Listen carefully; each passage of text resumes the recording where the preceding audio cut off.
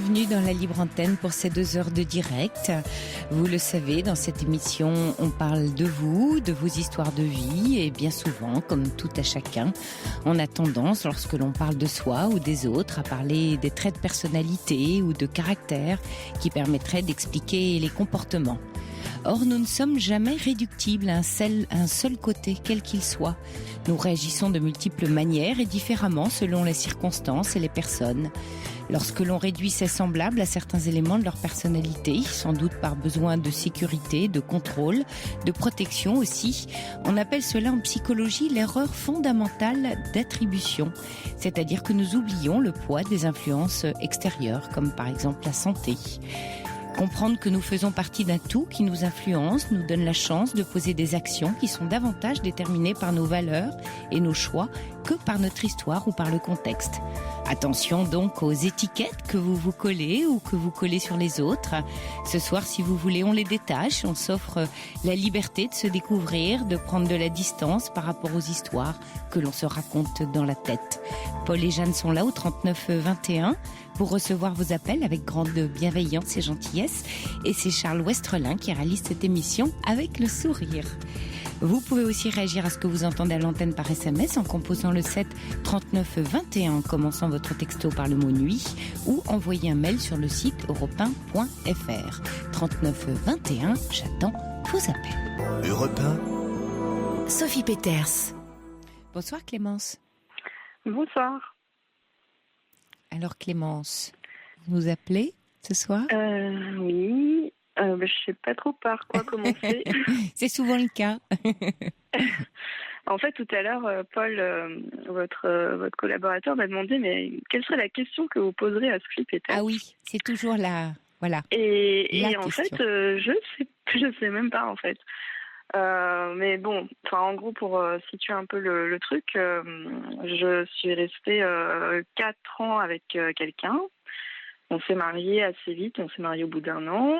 Et là, ça va faire bientôt 1 an qu'on est séparés. Donc, on est en cours de divorce. Et en fait, ça se passe pas très bien, dans le sens où, je trouve qu'il a eu un comportement vraiment très très irrespectueux en fait. Et pour moi, il s'est passé beaucoup de choses pendant la relation, mais ça, à la limite, c'est comme ça. Voilà, on a chacun nos torts. On peut pas revenir dessus. Mais par contre, après la rupture, je pense qu'il y aurait pu, des choses auraient pu être évitées. Ouais. Et là, en l'occurrence, j'en suis arrivée à un point où ça a été vraiment très très très très dur. Là, ça va un petit peu mieux parce que comme la procédure de divorce avance, on a un peu moins de contact, donc je lui parle plus trop et tout. Mais dès qu'on se parle, ça réactive en fait le truc et ça me fait replonger dans un état pas possible. Et pourtant, la séparation était d'un commun accord, c'est ça ? Oui. Ou c'est plutôt vous qui êtes partie ? Non, en fait, c'est lui qui est parti concrètement, mais c'est vrai que je pense qu'il a eu le courage de faire ce que je voulais pas faire, en fait. On était vraiment arrivé à un point de non-retour, on va dire. Vous avez des enfants ensemble, Clémence ? Non, on n'a pas eu d'enfants. On a vraiment... là, à l'heure actuelle, on n'a plus rien en commun, si ce n'est quelques relations, des amis... Mais c'est tout, on n'a pas eu d'enfants, rien. On avait un chat, mais c'est liquidé. Ouais. Voilà. Mais et ce qui vous pose problème aujourd'hui, c'est justement la violence ou la forte tension qui existe entre vous depuis l'été dernier, donc. Oui, puis c'est surtout que j'ai l'impression qu'il n'aimait pas beaucoup du sien, mais quand je dis pas beaucoup, je trouve qu'il a vraiment des réactions très, très étonnantes. Vous pouvez me donner quelques exemples ? En fait, c'est ce que je disais à Paul, en fait, il est tout le temps dans la menace et dans le chantage psychologique affectif, en fait. Par exemple. Donc, c'est passé par plein de choses. Quand j'étais encore dans l'appartement, c'était, si tu fais ça, des choses pas très graves. Hein. C'était, en fait, je voulais enlever mon nom du bail au moment où j'allais partir. Et il m'a dit, oui, si tu fais ça, je reviens dans l'appartement, je casse tout, je démonte tout. Après, je sais plus ce que... Ah oui, je devais passer récupérer le chat. J'ai pas pu le passer au moment où j'avais décidé de le faire. Je lui ai dit, je viendrai demain. Donc, c'était pas gravissime. Mais monsieur avait une soirée, donc en gros, si tu fais ça, le chat, je le laisse sur le balcon, sachant qu'il est tombé du 4e étage une fois et on a eu très peur.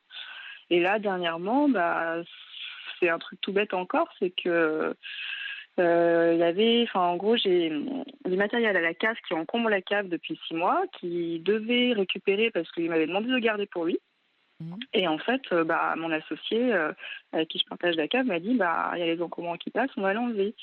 Donc je dis ce week-end, si tu veux, tu passes ce week-end, mais nous, après c'est fini, les encombrants ils passent cette semaine, tu n'auras plus le truc, quoi. Donc ça fait quand même 6 mois que ça dure, il aurait pu le faire, mais il l'a pas fait. Et là, oui, si tu fais ça, moi, tes affaires qui sont restées dans l'appartement, je les balance par la fenêtre, et puis je viendrai récupérer le matériel de ton travail que je t'ai installé, voilà, des trucs comme ça qui me... Oui, c'est œil pour œil, dent pour dent, quoi. Dès que vous faites quelque chose, il a une mesure de rétorsion à... Oui, et puis ça me fait vraiment une espèce de pression... moi, ça me rajoute un coup de pression horrible à chaque fois. Et je pense que ça doit réactiver d'autres trucs encore, qui se sont passés depuis la rupture, en fait. Et du coup, c'est... Bon, là, je pense que ça va s'arrêter parce qu'on va, je pense, divorcer a priori à la rentrée. Mais du coup, j'ai beaucoup de rancœur, en fait. Et je ne sais pas comment ça va se passer quand on va se retrouver au tribunal. Et je crois que j'ai besoin de me préparer, en fait. Je sais pas. Oui, j'entends dans votre voix que vous avez très très peur du tribunal, non ? Peur. En fait, j'ai hâte, parce que j'ai vraiment hâte que ça se termine. Mais j'ai peur de ma réaction face à lui. En fait, j'ai pas envie de lui montrer que tout ça, ça m'atteint. Oui. J'ai envie de montrer que je suis limite indifférente à ça, alors que c'est pas du tout le cas, en fait. Et pourquoi vous voulez lui montrer que vous êtes indifférente ? Vous pensez que c'est la meilleure façon de vous protéger ? C'est parce que surtout, lui, il voit pas du tout le problème, en fait. Toutes ses réactions lui paraissent tout à fait normales. Oui, c'est vous qui avez tort à chaque fois. Là, voilà, lui, il voit jamais le problème, en fait. Le problème vient toujours des autres et jamais de lui.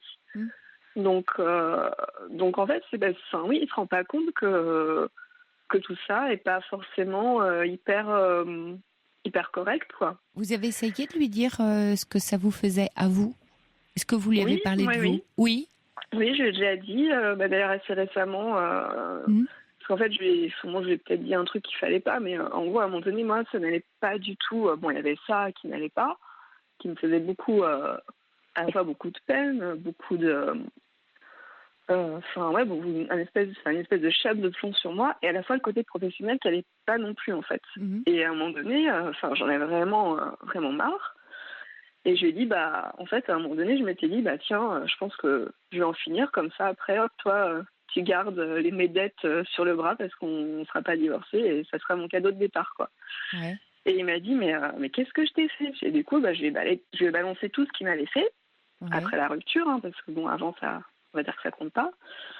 Et il a rien dit, en fait. Il a pas du tout... Alors, tout ça se faisait par écrit, en fait. C'était pas en face, parce que je pense qu'en face, on aurait du mal à se parler vraiment. Mais je pense, voilà, il a tout lu, mais il n'a pas du tout réagi à ça, en fait. Il a rien dit, mais vraiment rien dit du tout. Et après, je commence à dire, mais de toute façon, regarde autour de toi, t'as plus d'amis, t'as plus rien. Et là, il commence à dire, non, mais de toute façon, tous les gens qui sont de ton côté, ils ont que ton son de cloche. Moi aussi, j'ai des choses à te dire, à te reprocher. Je fais, vas-y, dis quoi, c'est le moment. Et puis là, il m'a fait, non, mais j'ai plus envie. Donc, j'ai fait, ok. C'est bien. Je pense moi, je pense que ça m'a fait du bien de lui dire tout ça. Et je pense que peut-être que lui aussi et moi aussi, j'aurais peut-être pu apprendre des trucs. Mais là, pour le coup, il a vraiment fermé la porte et je suis un peu restée sur ma faim. Et vos propos, c'était plus dans les reproches, dans les accusations, sur le mode du tu ou sur le mode du je, voilà comment je le vis. Oui, plutôt sur le mode du comment je le vis. C'est après la rupture, il s'est passé ça. Voilà ce que j'ai vécu. Ça. Ouais. Voilà. Ouais. Et voilà, non, c'était pas... non, c'était vraiment, voilà, il s'est passé ça. Et voilà, et c'est pour ça que j'en arrive là, quoi. Parce qu'en gros, il me disait, mais pourquoi tu me dis ça ? Qu'est-ce que je t'ai fait encore ? Je lui ai dit, voilà, je t'ai passé ça.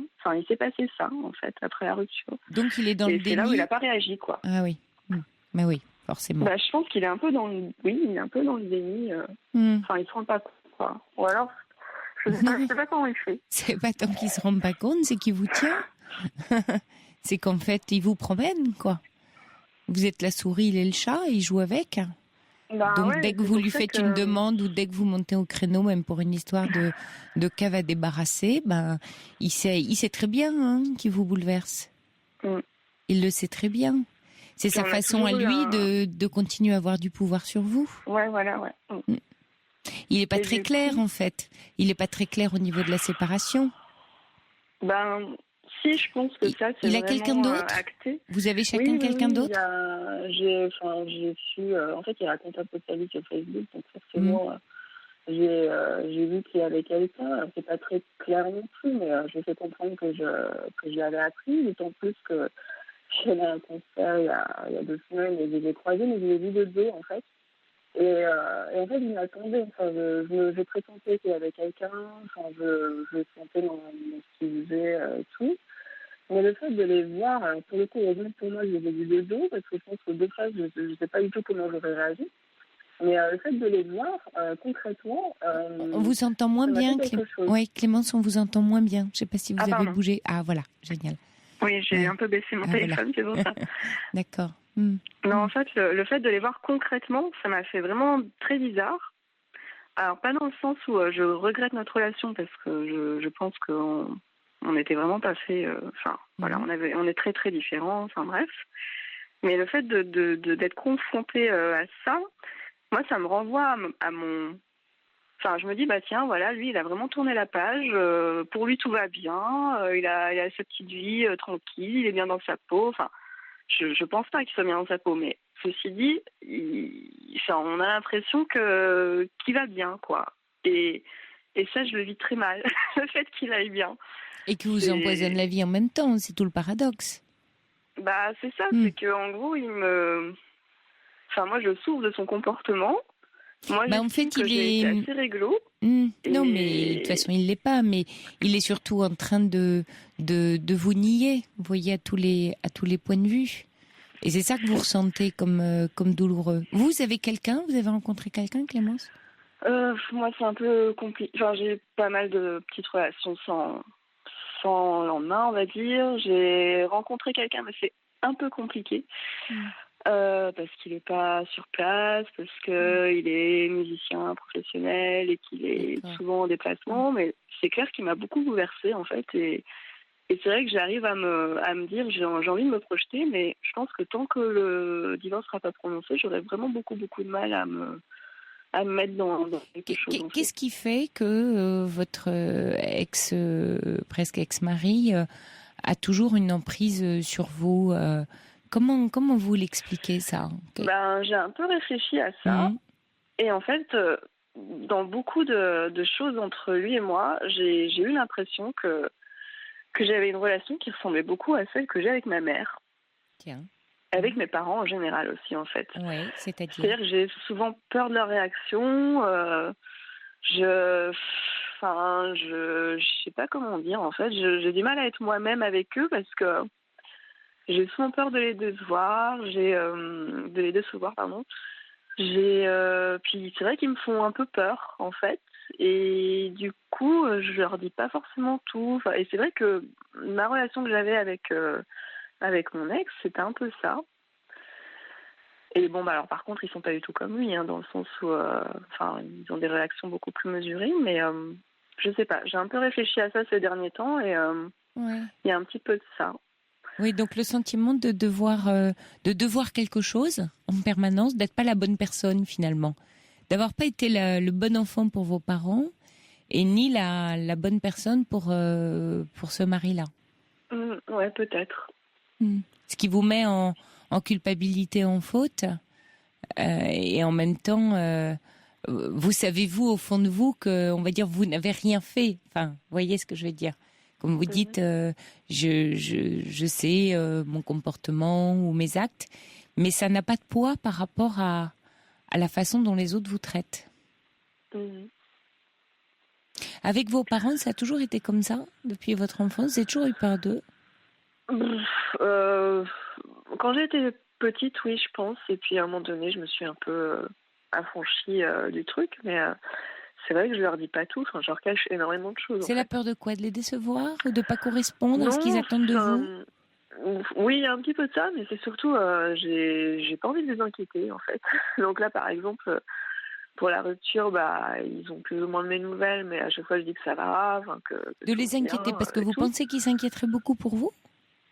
Oui, de toute façon, oui, voilà, c'est des gens qui s'inquiètent pour tout. Donc je pense que si je leur dis comment ça va aujourd'hui, Mais ça serait pas possible. Quoi. Ouais, enfin, mais ça, c'est parce qu'il vous fait peur. Oui, vous dites, ils me font un peu peur. Ben, c'est pas peur dans le sens une crainte, une angoisse. C'est plus, je pressens leur réaction. Et du coup, souvent, je m'empêche de leur dire des choses, je m'empêche d'agir aussi, beaucoup plus maintenant parce que on n'habite plus ensemble depuis très longtemps. Mais c'est vrai que avant, quand j'habitais avec eux, je m'empêchais de faire beaucoup de choses parce que j'avais peur de leur réaction, parce que des choses un peu bêtes, mais je m'empêchais de faire beaucoup de choses par rapport à leur future réaction. Et là, et c'est ça que c'est avec cette façon de vous comporter, dont vous faites le lien avec ce qui se passait dans votre couple. Oui, c'est je m'empêche finalement de faire ou de dire par peur de la réaction de l'autre. Ou je fais des choses à contre-cœur sur ce que moi j'ai vraiment envie pour faire plaisir à l'autre parce que il sera pas content si je le fais pas ou des trucs comme ça. En fait, je joue à la gentille fille. Mais j'ai pas accès vraiment à moi, quoi. Je joue à ce que j'imagine, ce que les autres attendent de moi. Ouais.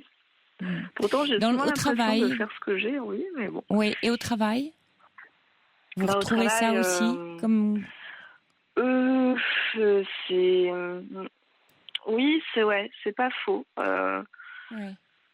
C'est pas faux. Souvent, de toute façon, j'aime pas le conflit. Donc souvent, il peut m'arriver de pas forcément dire les choses alors que j'aurais envie de le dire, par exemple, des trucs comme ça, ouais. Et finalement, le mal-être que vous ressentez dans votre histoire de couple, c'est une façon. Il y a aussi. J'ai l'impression une certaine colère, c'est-à-dire finalement j'ai tout fait bien, enfin je caricature, mais j'ai été juste, honnête, loyale, j'ai demandé les choses dans les temps, etc. Et finalement même avec tous les efforts que j'ai faits, je récolte totalement l'inverse, donc je suis perdue, en colère, bafouée. Il y a un peu de tout, hein. Il y a un peu de tout, oui, c'est ça. Comme si vous étiez prise dans un piège. À la fois parce que lui est piégeant, mais vous êtes aussi piégé. Vous voyez, c'est un peu dans les deux sens. Dans le sens où je me suis piégée moi-même. Oui, dans le sens où en fait vous avez fourni beaucoup d'efforts pour que les choses se passent bien, pour être tel que vous aviez, voilà, tel que vous aviez en tout cas envie d'être, pour être fidèle à celle que vous espérez, que vous avez envie d'être. Mais du coup, vous n'avez plus accès ni à votre colère, ni au fait de vous révolter quand on vous fait quelque chose qui va pas. Vous voyez, donc vous n'arrivez plus à vous respecter. Parce qu'en fait, vous accédez à une certaine image de vous. Moyennant quoi, là, en plus, vous tombez sur un personnage en face qui en joue. Et là, Clémence, il y aurait, pour vous un travail à faire d'accès à vous-même, c'est-à-dire lâcher l'extérieur et vous centrer sur ce qui se passe à l'intérieur de vous et faire l'expérience petit à petit. Alors, ça va pas se faire tout de suite, qu'il n'y a pas de danger ou de risque à être tel que vous êtes réellement. Quand je dis réellement, c'est un véritable accès à vous. Oui. Mais ça, c'est pas en une seule fois qu'on fait ça. Oui, c'est je pense. Voilà, c'est un petit chemin. Donc moi, je pense que ce serait bien pour vous éventuellement d'entamer un travail avec un ou une thérapeute, d'être un peu accompagnée là-dedans. Mais déjà, même toute seule, vous pouvez déjà, avec ce que vous me dites et la conscience que vous avez des événements et des éléments, poser des tout petits actes, parce qu'au départ on commence toujours par des tout petits actes, et puis qui va être en fait quelque chose de très important pour vous, mais vous n'allez pas répondre de la même manière, vous n'allez pas accéder à une demande de sa part, vous allez envoyer un mail pas pour dire retire tes affaires, mais on met tout aux encombrants ce week-end, point. Voyez, c'est-à-dire à passer un peu plus, à être moins à faire la gentille ou à celle qui arrange les choses. Mais encore une fois, à chaque fois dans ce que vous pouvez faire. Hein, c'est pas passer en force, c'est en respect de vous, en vous disant bon là c'est bon, je sens que je peux assumer ça. Parce que en plus vous allez vous centrer sur vous, moins vous serez happé par l'extérieur, donc par l'autre. Que ce soit lui, vos parents, au travail. Oui, c'est une histoire de distance. Quand vous êtes dans la gentille, et je prends des guillemets, votre comportement et vos attitudes et vos paroles sont centrés sur ce qui se passe chez l'autre et pas ce qui se passe chez vous. Et donc vous êtes inversé. Ouais, d'accord. Il y a un joli livre que je vous conseille, que je recommande souvent à cette antenne, qui s'appelle « Cessez d'être gentil, soyez vrai ». C'est un livre qui a maintenant plusieurs années, qui est écrit par Thomas Dansembourg, D''A''N Sambourg. Et c'est un Canadien, voilà, c'est un ancien avocat reconverti dans le développement personnel et dans la communication non violente. Et avec votre problématique, c'est déjà un livre qui va pouvoir vous aider à avancer toute seule. Oui, d'accord. Hein, si vous ne vous sentez pas tout à fait prête encore à entamer une aventure très personnelle avec un psy. Mais j'ai envie en fait, parce que je me rends compte que c'est pas forcément normal de ressasser. Là en ce moment, je pense beaucoup en négatif en disant voilà, lui, il est avec sa copine, il est content. Moi, je suis très entourée. Hein. Ça, franchement, j'ai vraiment de la chance à ce niveau-là. J'ai beaucoup d'amis. Mais voilà, je me dis lui, il est content, il a tout gagné. Tout va bien pour lui et c'est pas juste. Oui, c'est ce que j'entends. J'entends une colère. Oui, c'est pas juste. C'est ce que j'entends depuis le début. C'est pas juste. Ouais. Et du coup, vous n'arrivez pas à le lâcher. C'est pas juste parce que j'ai fait plein d'efforts, j'ai fait plein de choses et je ne suis pas reconnue. Et j'aimerais pouvoir essayer de passer outre ça en fait. Et du coup, oui, je pense que ça serait bien de. Pour passer, pour le lâcher, il faut vous attraper vous. Il faut, vous voyez, vous tenir la main à vous, et automatiquement vous allez pouvoir lâcher en face. Vous voyez, mais bon, il y a rien d'anormal. Vous me dites c'est pas normal. Il y a jamais rien d'anormal. Il y a juste que voilà, c'est votre histoire, c'est votre chemin, et que si vous vivez ça, c'est pour l'éprouver et le comprendre. Si vous êtes là-dedans, c'est bien justement pour en sortir. Je pense que oui, quand j'en suis sortie, ça. Ouais. Mais j'ai l'impression d'avoir déjà pas mal mûri là entre guillemets, parce que. Oui. Les épreuves. D'un point de vue affectif, je suis une vraie gosse. Et là, j'ai l'impression d'avoir déjà un peu mûri, mais je pense que quand ça sera fini et que j'aurai réussi à passer ce stade, ce cap-là, je pense que j'aurai bien avancé à mon avis. Oui, il y a une histoire d'idéal. Hein. Il y a si je suis gentil, alors l'autre sera forcément gentil. Hein. Il y a une croyance comme ça, quelque part. Il y a si je suis juste, si je suis loyal, si je suis animée de bons sentiments, il peut rien m'arriver. Mais bon, quelquefois, on est en colère, on a du ressentiment ou de la rancœur, et c'est juste aussi d'en avoir. Hein. Oui. Il y a Nadia qui dit il a du mal à vous lâcher, il est ambivalent, sauf que c'est le genre de personne à éviter. Vous allez évoluer avec, donnez-vous le temps de rencontrer quelqu'un qui vous ressemble. Et puis il y a Jacques, il y a un autre auditeur qui dit Clémence devra aimer un homme qui l'aidera à devenir elle-même. Deviens ce que tu es. Il m'a fallu 40 ans. Bon, j'espère qu'il vous faudra pas 40 ans, mais après tout, chacun son rythme. Mais bonne chance à vous, Clémence. Merci beaucoup. Beau chemin. Bonsoir Clémence. Merci, au revoir. Merci, au revoir. Alors on me demande de redonner les coordonnées du livre que j'ai cité à l'instant. Il s'agit, son titre c'est Cessez d'être gentil, soyez vrai. Et l'auteur c'est Thomas Dansembourg, D''A''N Sambourg, je sais plus, Bourg. Mais vous trouverez les coordonnées du livre également sur le site Europe 1 à la page de la Libre Antenne. Voilà, vous êtes là Adrien ? Oui, bonsoir Adrien. Bonsoir. Merci à Paul, je crois, de nous avoir permis d'être là en tout cas. Donc, je vais faire comme Clémence, je vais répondre à la question qu'on vous poserait automatiquement. J'y réfléchissais. Vous savez, on ne fait pas le questionnaire de Proust à la libre antenne. Vous savez, état présent de votre esprit, je pourrais vous demander. C'est la dernière question. État présent de votre esprit, c'est la dernière question du questionnaire de Proust. État présent de mon esprit, voilà. C'est pas mal aussi comme question. Oui, état présent, un peu perturbé, un peu en demande de conseils, d'avis. D'avis, je crois qu'on est tous comme ça quand on vous appelle. Oui. Je crois que c'est ça.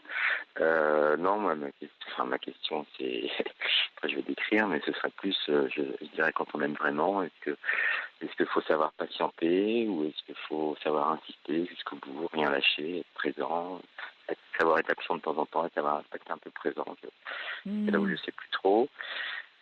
Là, on va avoir besoin des circonstances et des éléments parce qu'en fait, il n'y a pas de réponse générale à ce genre de questions. Non, je m'en doute. Donc, dans la description que je donnais, moi j'ai 40 ans, j'ai 3 enfants. Je me suis séparé il y a environ une dizaine de mois, quasiment. J'avais rencontré quelqu'un qui était l'élément déclencheur. Parce que je réalisais que j'avais plus rien dans mon couple, malheureusement, après plusieurs années de vie commune. Cette personne, donc on a 10 ans d'écart, elle avait un enfant d'1 an. On a continué, on va dire, une relation où elle était déjà en couple automatiquement. Et puis le chemin faisant, effectivement, aujourd'hui, elle était pas prête, mais dans son esprit, elle m'avait dit oui, ce que je veux, c'est vivre avec toi, très bien. Mais il lui fallait encore un peu de temps, donc c'est vrai que c'est des allers-retours incessants par rapport à ça. C'est là aussi délicat, savoir patienter, savoir dire. Parfois, c'était dire aussi, faut avancer aussi. C'est vrai qu'au bout d'1 an, je me dis, peut-être on peut se positionner. Elle est séparée ou? Non, elle n'est pas séparée. Donc elle l'envisageait. Elle l'envisageait, mais elle ne savait pas comment le dire, etc.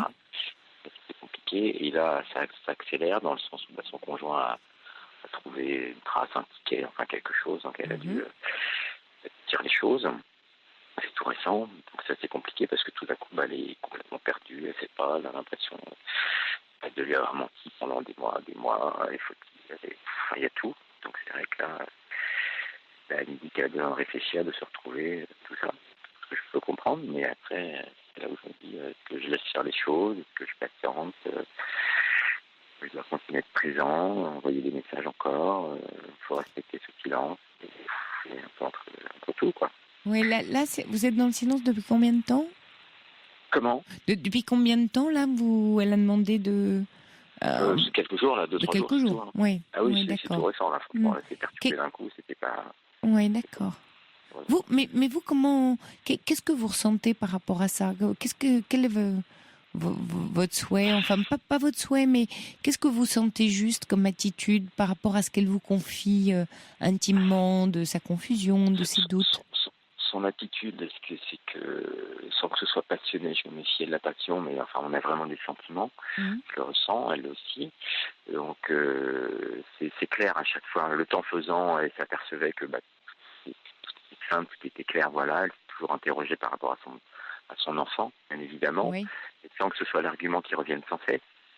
Parce que je me dis, si à la limite, elle l'avait toujours sorti en argument en disant je ne peux pas partir, j'ai mon petit garçon, mais c'est pas ça. Ça pouvait être je me sens pas prête, change de vie, tu as des enfants, enfin des choses comme ça. Même pas. Donc c'est vrai que je m'interroge et là, tout d'un coup, elle pense à tout. Elle me disait qu'elle n'avait pas fait le tour de son couple. En même temps, elle réalisait qu'elle ne l'aimait plus. Donc elle veut avancer, en même temps elle n'avance pas. Donc des fois j'ai l'impression d'être une marionnette aussi. C'est là où c'est pas facile. Oui. En fait, vous avez l'impression que vous savez plus sur quel pied danser parce c'est un jour blanc, un jour noir dans ce qu'elle vous dit. Oui, ça revient ça. Ça revient ça. Et des fois c'est en marquant un peu de la distance que de ce fait elle va revenir vers moi. Et je vais incessant en fait à la limite, quoi. Oui.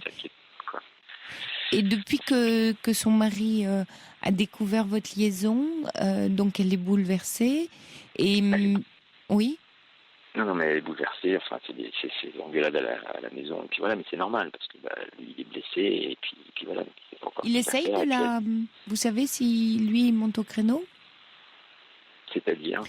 S'il remet de l'énergie dans le couple pour la garder, qu'est-ce qu'il lui a dit? Il ne sait pas encore, justement. Donc, je pense je réagis sur ce que disait Clémence ou ce que vous lui disiez tout à l'heure. L'emprise, automatiquement, c'est quelqu'un qui a toujours su dire les choses. Là, quand elle m'en parlait, elle me disait, bah oui, il a raison, toi, t'as 3 enfants, je suis arrivé pile au bon moment, etc. Elle est paumée, donc elle écoute le dernier qui va parler, à la limite, quoi. Qu'est-ce qu'elle ressent, elle, dans ce qui est juste pour elle, d'après vous? C'est ça qui m'embête, c'est qu'à mon avis, les sentiments, tout d'un coup, elle les laisse un peu de côté et elle veut se raisonner. C'est ça, parce qu'elle se dit, je veux un papa pour mon garçon, et à aucun moment elle parle d'elle. Elle pense plus au regard. Mais vous êtes aussi un papa, en l'occurrence, enfin, voilà, vous pouvez faire famille recomposée. Ah oui, bien sûr, bien sûr. Puis elle a vu qu'avec son enfant, ça se passerait bien aussi, c'est pour ça. Parce que vous connaissez son enfant? Oui. Ah oui, donc vous êtes allé assez loin dans votre histoire quand même. Oui, tout à fait. Ah oui, ça a pris une tournure quand même presque pré-récomposée, on peut dire, oui. Près, quasiment, il faut qu'elle voit davantage mes enfants, mais moi j'ai toujours cherché à la rassurer, donc c'est vrai que on a passé du temps ensemble, c'est toujours des bouts, automatiquement c'est toujours compliqué, cacher une liaison, elle s'en est toujours voulu, elle était honteuse, soit, mais moi je lui ai toujours dit, bah oui, mais ça on ne choisit pas d'aimer ou de plus aimer d'ailleurs, ça arrive, et puis voilà. Est-ce que vous, par rapport à ce que vous avez vécu, comme vous êtes séparés il y a peu de temps, est-ce que ça vous permet de mieux la comprendre dans ce qu'on imagine être l'ambivalence du début d'une séparation, où c'est jamais très évident, où les choses sont pas si claires qu'on se l'imaginait, où on ne sait pas si on a vraiment envie ou pas de renoncer? C'est là où je me dis qu'à mon avis, moi j'avais 20 ans de couple derrière moi, et tout d'un coup ça a été clair parce qu'à mon avis je portais en moi, et puis j'ai pas voulu entamer une liaison, j'ai préféré être clair avec ma femme, tout simplement, c'était un choix personnel, sans savoir où j'allais bien évidemment, mais je me sentais plus honnête enfin envers moi, à mon avis c'était ça d'une part. Et puis après ça aurait très bien pu ne rien donner, mais au moins j'étais clair. Alors c'est vrai que là il y a un peu tout, après je me dis est-ce que c'est moi qui d'un coup devient pressant parce que qu'il y a la solitude et puis l'incertitude qui s'installe. Elle, effectivement, ça faisait 5 ans qu'elle était en couple, elle se pose la question.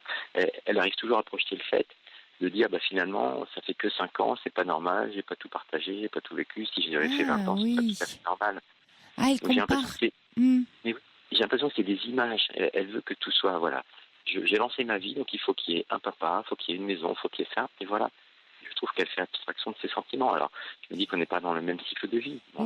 Alors, ça c'est juste aussi, vous avez raison, comme analyse. Il y a aussi le fait que, en fait, elle prend la mesure de votre couple passé en disant, lui, il a vécu 20 ans, et moi, mon couple est plus jeune. Donc, est-ce que je devrais pas, elle est forcément en questionnement en se disant, est-ce que je devrais pas quand même laisser une chance à mon couple? Vous voyez, il y a peut-être, on peut aimer deux personnes à la fois de façon différente. C'est-à-dire que peut-être qu'elle tient toujours à son mari et en même temps elle tient à vous de façon différente, bien entendu. Donc elle l'est partagée. Mais c'est ça qui me laisse perplexe quand elle me dit, mais parce qu'elle n'a pas envie de lui faire du mal, parce que moi c'est vrai que j'avais, à mon avis, engendré de la rancœur certainement au fond de moi, qu'elle pas. C'est juste parce qu'on s'est rencontrés et puis ça a été plus fort de mon côté. Quelque part, engendrer de la rancœur, c'est-à-dire, j'ai pas compris. Enfin, moi, je pense qu'au bout de 20 ans de couple, vous aviez d'accord de votre moi, de mon côté, en disant, voilà, j'ai compris. Qu'à un moment, c'était la goutte d'eau, malheureusement. Oui. Et qu'elle, pas encore. C'est moins clair pour elle, parce qu'elle vous a rencontré, elle était en couple, et elle cherchait pas manifestement à quitter son mari. Oui, c'est une rencontre. Oui, et moi non plus. C'est pas, voilà, ça c'est. Mais si vous me dites que vous aviez déjà quitté votre femme, vous aviez pris la décision, en fait, c'est ça? Non plus. Non, je l'ai rencontré. D'accord. Je l'ai rencontré. Il s'est pas passé grand-chose et j'ai pris la décision de quitter ma femme avant de la tromper. Voilà, parce que vous avez réalisé que votre couple était mort. Je comprends. Oui. Voilà. Ce qui n'est pas son cas à elle. Vous voyez, c'est pas la même histoire. C'est-à-dire que vous, là, vous voyez, ce qui vous bloque, c'est que, mais c'est, en même temps, c'est normal, on est un peu tous comme ça, on raisonne à l'aune de notre expérience de vie, de ce qu'on connaît, de la façon dont nous, on fonctionne. Il se trouve que l'autre est totalement différent de nous. Et donc, et dans une autre histoire, et comme vous le dites très bien aussi, elle n'a pas le même âge, mais même, peu importe, à la limite, enfin, vous voyez, c'est surtout qu'elle, vit une autre histoire, a une autre histoire de couple. Voilà, rien n'est comparable. Donc du coup, votre mode de raisonnement sur ce que vous connaissez de la vie et de l'amour ne peut pas s'adapter à elle. Alors c'est ce qu'elle me dit, et c'est vrai qu'honnêtement j'ai du mal pas à le comprendre, mais je me dis j'ai l'impression pas d'avoir plus d'expérience, je sais pas, plus de couple effectivement, mais c'est vrai que je me dis moi je sais qu'à un moment ça va être mort. Je vois pas comment son couple. C'est pas une histoire d'expérience, c'est une histoire singulière. C'est que chacun des couples, voilà, et que du coup elle est enfin, je dis forcément là dans ce que vous me décrivez, partagée. Puis il y a Christelle qui dit, elle a un jeune enfant aussi, c'est difficile de tout casser. Oui. Je crois qu'Adrien, il faut respecter. Alors, j'entends votre peur de la perdre et que du coup vous dites, est-ce qu'il faut je crois qu'il faut que vous soyez présent par rapport à vos sentiments, c'est-à-dire lui dire, comme vous lui dites, j'imagine déjà, mais lui rappeler à quel point vous tenez à elle, elle est importante pour vous, mais la laisser libre de décider. Parce que si vous pesez trop sur son choix, ça ne va pas vous donner des bonnes bases. Il faut qu'elle vienne librement à vous. Je le sais bien. Que ce soit librement consenti de part et d'autre. Donc vous êtes clair, elle l'est moins. Et quand vous m'avez parlé au tout début de votre histoire, est-ce qu'il faut de la patience en amour? Là, je vous réponds oui tout de suite, de façon générale. Je vois Charles qui me fait oui derrière là. C'est mignon derrière la fenêtre. Mais oui, exactement. Il faut de la patience en amour, bien sûr. Bien sûr. Et que c'est peut-être même à ça qu'on reconnaît aussi l'amour. Parce qu'il y a beaucoup de patience et qu'il en faut beaucoup. Alors, je suis pas en train de vous dire faut l'attendre ad vitam aeternam. C'est pas ce que je suis en train de vous dire, hein. Non. Je dis simplement patience dans le sens patienter un peu. Ce qui est possible pour vous, si vous tenez à elle. Ça paraît dans l'ordre du possible, non? Oui, évidemment. Ce qui est toujours compliqué, c'est de partager la personne, en fait. C'est toujours ça qui est compliqué. Ah, voilà. Un peu démuni à distance, mais je pense qu'il y a ça aussi qui pèse. Ce serait quelqu'un qui serait pas en couple, mais qui hésiterait, et je me sentirais plus libre. Oui, mais alors dites-vous, Adrien, qu'elle a besoin de vivre intensément sa relation de couple actuelle pour décider si elle reste ou pas. Je suis un peu cash et un peu cru. Oui, non, mais j'en suis conscient aussi. Et loin de votre influence, c'est-à-dire qu'à un moment donné, elle a besoin de se retrouver en tête-à-tête avec son couple constitué pour savoir si elle le rechoisit ou pas. Et c'est comme ça qu'elle va le savoir. Oui, et je me dis de toute façon, si elle doit venir à moi, il y a un moment, j'espère que je vais lui manquer et qu'elle reviendra. Mais c'est le fait de sentir son influence, lui, de l'autre côté, je me sens un peu démuni. Donc c'est là où je me sens sans défense. Vous pouvez faire confiance à vos sentiments. Vous avez ça pour vous. Oui, au mien. Oui. Mais comment pas agir sur les siens, mais... Ah ben non, mais c'est justement ça. Mais oui, mais... On se bagarre en amour, quoi. Enfin, oui, c'est vrai, on se bagarre. Influencé, mais... Je comprends. Mais faut... Oui, c'est vrai, vous avez raison, c'est joli ce que vous dites. Et puis c'est vrai que, voilà, une femme, on part à la conquête. Hein, il y a une histoire de conquête. Si on laisse faire les choses, tout se fait pas naturellement. Il faut toujours, des fois, forcer un peu le destin. Enfin, on ne force pas les sentiments, mais... Oui, mais le destin, un peu. Favorable. Oui, c'est pour ça que je vous dis de rester très présent.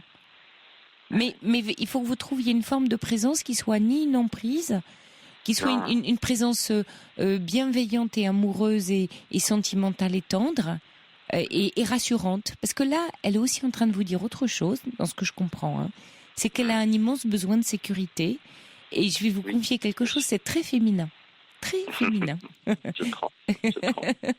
Donc, voilà. Donc, en fait, ce qu'elle teste aussi et son hésitation, c'est où je suis le plus en sécurité. Alors, c'est vrai que pour un homme, ça peut paraître un peu, je sais pas, un peu matérialiste ou pragmatique ou faire preuve de peu de sentiments. Mais l'amour d'une femme, c'est souvent aussi un besoin de sécurité, de foyer. Je parle pas que matériel, je parle de... Non, vous voyez, hein, d'épaule, voilà. Donc elle va choisir l'épaule la plus solide. Ouais. Et donc c'est important, bien sûr, vous avez raison, dans la conquête, de lui montrer ça.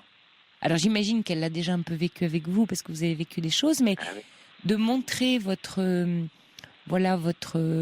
écoute, votre accueil, votre présence. Surtout lâchez pas, par contre. Occupez le terrain, voilà. C'est ce que je retiens, occuper le terrain, c'est ce que je me dis aussi. Voilà, mais de façon... Oui, mais non, pas d'une manière ou d'une autre. Là, après, vous voyez, faut trouver la bonne façon. Oui, je cherche pas je ne me vois pas envoyer des SMS en démolissant son mari, ça sert à rien du tout, c'est surtout. Ah bah non, j'espère pas. Non, mais c'est tentant. Vous voyez faire quoi d'ailleurs? Alors ce serait quoi pour vous occuper le terrain? Avec des petits mots simples, à la limite. Je cherche pas à faire de grands discours, ça va être est-ce que ça va, je pense à toi, tu me manques, rappeler les moments qu'on a passés pour qu'elle n'oublie pas ça et qu'elle se les remémore, qu'elle se les réapproprie un peu, pas que ça disparaisse d'un coup. Parce que l'autre, il va, on peut parler que comme ça quand on est en concurrence, c'est normal. L'autre va. Oui, l'autre va. L'autre va, lui, occuper le terrain présentement. Mais lui, il est là. Oui, il a un avantage sur vous. Compliqué. Oui, il a un avantage. Donc, moi, ce qui me semble important, c'est de lui dire pourquoi elle est importante pour vous. Qu'elle sache pourquoi. Pourquoi vous tenez à elle. Ah oui. Pourquoi Parce que quand on se parle d'amour, finalement, qu'est-ce qu'on se dit? On se dit pourquoi. On dit à l'autre pourquoi il nous plaît, pourquoi on est bien, qu'est-ce qu'on apprécie, hein, qu'est-ce qui a de la valeur. Je le rappelle 10 000 fois, bien sûr. C'est pas physique, c'est une présence, c'est un côté. Cette personne-là, elle m'a apaisé tout de suite. Elle le sait, ça, de toute façon. Je me suis jamais senti apaisé. En 20 ans de couple, je n'ai jamais senti ça. Oui, mais quand vous me dites ça, vous me parlez de ce qu'elle vous apporte, c'est-à-dire de votre besoin d'elle, et pas de ce qu'elle est pour vous. Vous me dites pas la même chose, vous voyez? Parce que quand vous me dites ça, vous parlez du besoin que vous avez d'elle, et ça peut être très enfermant. Alors que là, c'est de lui parler de la personne qu'elle est, les éléments que vous appréciez dans sa personnalité qui font qu'elle est unique à vos yeux. D'accord, j'ai compris, oui. Voyez? Ça, je l'ai pas cité à mon avis. Enfin, je l'ai dit, mais oui, je peux. Oui, parce que souvent c'est vrai, mais pourquoi pas? Vous avez raison. Oui, mais vous avez raison, Adrien. Souvent, quand on parle d'amour, on dit à l'autre tout le bien qu'il nous fait. Ça, c'est super, c'est super sympa. Voilà, on va pas cracher dessus. Mais on dit pas, voilà, ce qu'on apprécie, qui fait que l'autre est un être unique pour nous. Voyez, pour soi.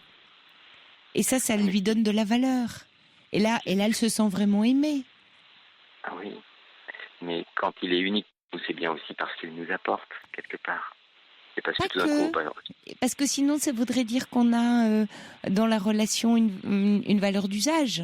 C'est dans l'usage, alors que c'est ce qu'elle est. Vous voyez? D'accord. C'est pas... Il y a les deux. Vous avez raison qu'il y a les deux. Il y a ce qu'elle apporte, mais elle apportera pas toujours ça. Elle vous apaisera peut-être pas toujours, par exemple. Peut-être qu'il y a des moments où elle sera tendue, anxieuse, et là, elle vous apaisera pas du tout, mais elle vous stressera. Et pour autant, ce sera toujours la même personne.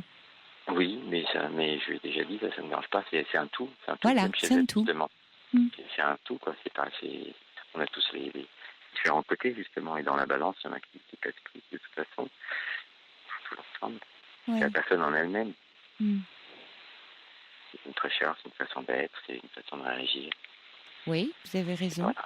Oui, c'est une façon de regarder le monde aussi, c'est une histoire de regard, hein. Tout à fait, non, c'est une façon d'aimer son enfant, de s'en occuper. Oui, donc vous aimez aussi la maman qu'elle est? J'aime la maman qu'elle est, j'aime l'énergie qu'elle déploie alors qu'elle l'ignore, justement parce qu'elle doute tout le temps d'elle, alors qu'elle peut faire 1000 fois plus de choses. Et une douceur, une façon qu'elle a de s'occuper des autres. Quand elle les aime, c'est un ensemble, quoi. Ah ben c'est génial, là, vous voyez, les mots vous viennent. Voilà, vous les avez les bons éléments. Ouais. Oui, super. Non, mais c'est vrai que j'avais ramené ça à moi. Je ce que vous voulez dire, effectivement. Oui. La nuance par rapport à ça. Et ça, c'est super, parce que là, vous lui donnez de la liberté. Là, vous lui donnez une place. Voyez, vous lui dites et vous lui montrez qu'elle a une place importante dans votre cœur. Parce que c'est vrai que c'est dur quand on est en incertitude comme ça de ne pas réclamer quelque part. Oui, toujours le mode de défense c'est vrai. Simple. C'est vrai. Oui, vous avez raison, parce qu'on est dans la frustration et que du coup, on est malheureux. Et on en revient à cette histoire de patience, pour soi et pour l'autre. Alors, je vous souhaite une bonne patience, Adrien. À vous. Ça roule. Patience, et puis belle conquête aussi, parce que c'est beau la conquête. Voilà. Bonne chance à vous et Et j'espère que voilà votre histoire va se prolonger. Dites-vous aussi que voilà, si elle est avec vous, c'est bien qu'il y ait une insatisfaction de l'autre côté aussi. Oui, mais bien sûr. Non, mais c'est ça, c'est pas un flirt. Et que vous avez des éléments. Oui, c'est bien ce que je comprends. C'est pour ça que je vous dis tout ça. On n'est pas dans l'aventure, là. On est dans une vraie histoire. Ouais. Voilà, on a parlé concrètement, même s'il n'y a pas eu assez, mais quand j'essaye de prendre un peu de me dégager des pures émotions, pour prendre un peu de hauteur et me rassurer, il y a quand même des éléments pour moi, quoi, effectivement. Alors confiance en vous et confiance en elle, et dans ce que vous ressentez l'un pour l'autre. Ok, très bien. Bonne chance, Adrien. Merci beaucoup. Bonsoir. Bonsoir. Merci à vous. Au revoir. Un petit message pour vous, Adrien, de la part d'Anne, qui dit: une femme n'oublie pas les bons moments, tout comme vous, messieurs. Un peu de patience. Un joli message. Vous êtes là, Mira ? Oui, bonsoir. Oui, bonsoir, Mira. Bonsoir. Je vous explique un peu mon... Oui. Et puis on va... Vous allez un peu commencer à me raconter votre histoire, et puis on se retrouvera après le journal. Hein ? D'accord. Voilà. Tout d'abord, merci de prendre mon appel. Je vous en prie. J'écoute Europe 1 depuis un moment déjà, depuis pas mal d'années. En fait, voilà, donc je vais commencer comme ça. Donc je m'étais inscrite sur un site de rencontre sur Internet, pour pas le citer, Mektoub, voilà. Et donc j'ai trouvé une annonce d'un monsieur qui avait écrit un texte qui m'avait vraiment beaucoup plu. Et donc j'ai envoyé un message et on a commencé à s'envoyer quelques messages. Donc ça, c'était début mai. Et puis ensuite, le 15 mai, je lui ai donné mon numéro, il m'a donné le sien et nous nous sommes contactés par téléphone. Et là, il y a eu des échanges par téléphone, par SMS, mais surtout par téléphone, de longues conversations téléphoniques. Et nous nous sommes découverts et nous nous sommes, je peux le dire, trouvés. Vraiment avec une entente très rapide, une honnêteté, une sincérité dans nos propos, dans nos échanges, avec une découverte de points communs. Voilà. Lui, il habite à Paris, moi j'habite à 200 km. Donc nous ne nous sommes pas vus tout de suite, nous ne sommes vus que 3 semaines après, c'est-à-dire samedi 7 juin, pardon. Oui. Et donc, nous nous sommes vus pour la première fois après 3 semaines d'échanges intenses. Alors, vous savez, Amira, vous allez nous raconter cette rencontre dans quelques minutes. D'accord okay. On vous retrouve juste après le journal. D'accord, merci. Il est minuit.